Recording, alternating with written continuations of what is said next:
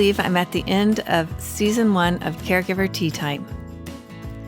I'd have to say recording this podcast has had its emotional ups and downs, but in a totally good way. I've reached into my emotional support toolbox, and I found my tools were a bit rusty. But I'm so glad I could bring them out, clean them up, and share them with you. So now for my final tool of the season, journaling. I'm going to share with you a couple of methods that I've used over the years.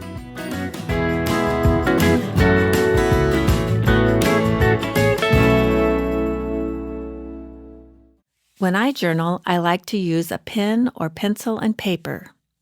For me, there's something special about writing versus typing. But it's important for you to do what feels best for you.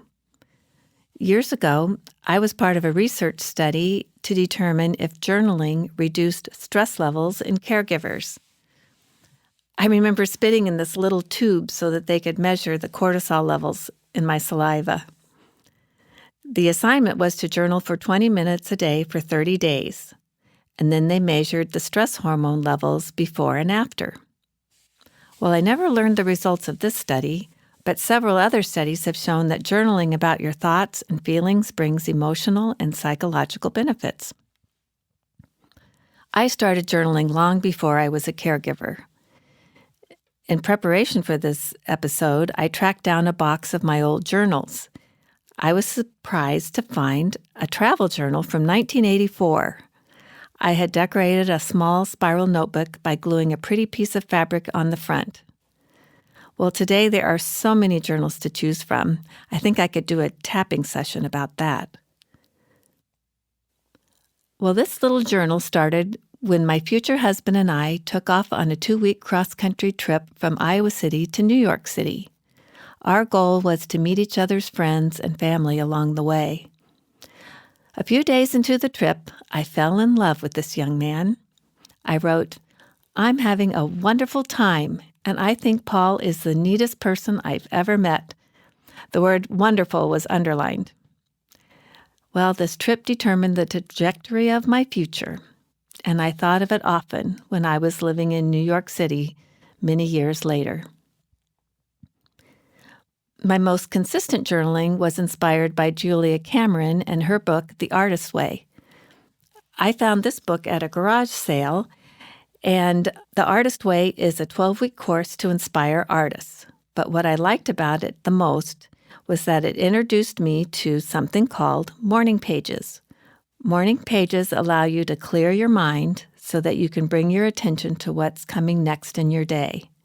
It's like dumping all the stuff bouncing around your head to make way for constructive and creative thinking. I have the fondest memory of doing morning pages at our old farmhouse. I sat at a cherrywood desk in front of a big window with a beautiful view of the color changes in the sky as the sun came up. I used unlined copy paper and a blue ink pen. And when I finished filling up 3 pages, I put them in a large envelope, and then I put that envelope in the drawer, and I floated off to start my day. The thing about morning pages is that you don't have to ever go back and read them again. They've done their job and served their purpose as you write. I was the most consistent about doing morning pages when the night before I would open the desk and set out sheets of paper along with my favorite pen.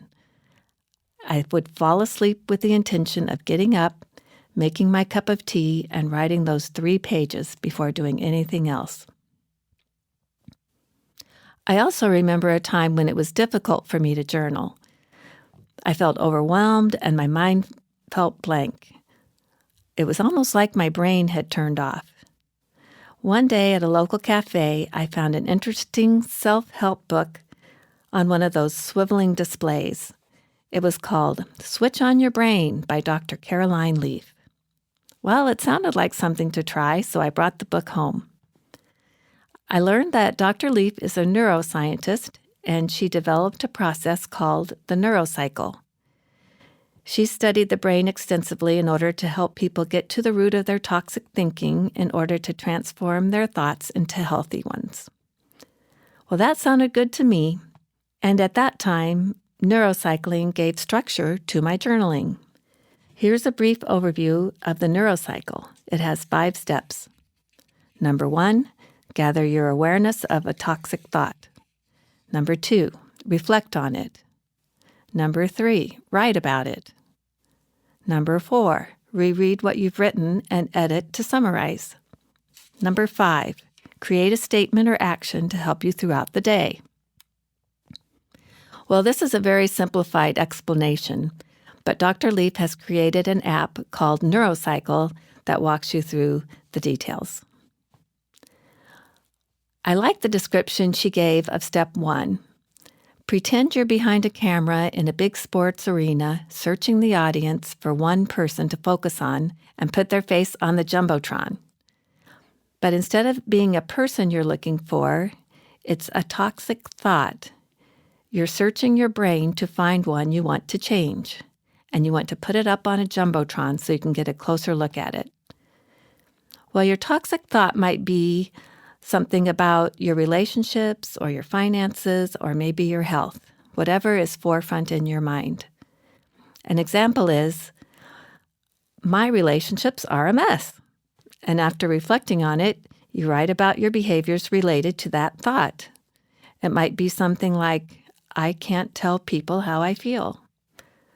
After you have reread and edited what you've written, you could decide on an action you can take.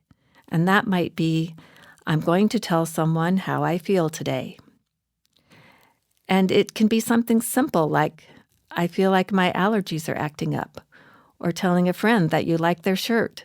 It doesn't have to be life-changing, but you keep working on it. I think the neurocycle process has been very helpful for me. I was doing neurocycles when my son and I stayed at the Ronald McDonald House for his treatment. And I want to share one of my memories from journaling there. I usually woke up before my son, and I would go downstairs to an empty dining room in the early morning hours. I liked to sit at the table next to this large poster with a picture of a beach. It was filled with colorful beach umbrellas and blankets and a bright blue ocean with white foamy waves that were washing up on the shore. I would FaceTime my friends from there. I'd send a text that I was heading to the beach, and I would give them a call. This is also where I would journal and spend time alone. This particular morning, I had been sitting at the table for a while, writing and sipping my tea. A pretty young girl with dark hair and pale skin came into the room with her mother. The little girl stopped at my table.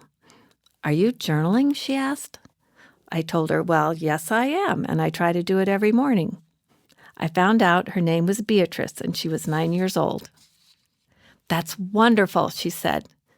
"It's good to write down your mistakes and let them go. Just send them to the Book of Mysteries," she said. "Journaling is important. We need to spread the word." I was so touched by what she said and her sincerity, and I'll never forget it. So, well, Beatrice, I'm spreading the word.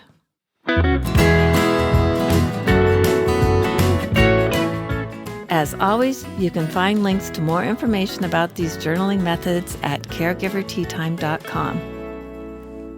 I'm amazed to find that we're at the end of Season 1. Let's get it together.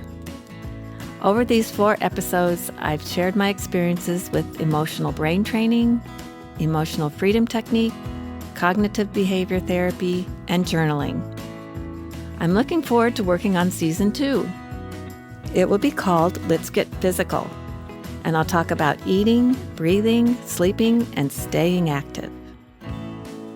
And speaking of staying active, have you ever seen someone walking with 2 walking poles? I was recently hiking with a friend who told me they make her feel more secure, so she can look up instead of looking at her feet as she walks along the trail. As I thought about it, I realized that this is what I wanted the tools of Season 1 to be like for you, walking poles. Tools that support you so that you don't have to be looking down to feel safe. You can look up and enjoy the good things along the way. Which brings me to our cheer. Let's raise our cups and say, here's to the good things. 1, 2, 3. Here's to the good things. Cheers!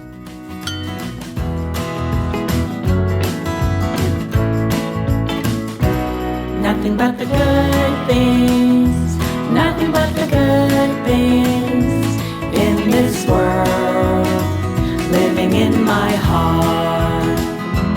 Nothing but the good things, nothing but the good things in this world, living in my heart. Living in my heart. Living in my heart. Caregiver Tea Time was recorded at the Coop Studio, Irvington, New York. Engineered by Sammy Wags and produced by Bianca Grooves.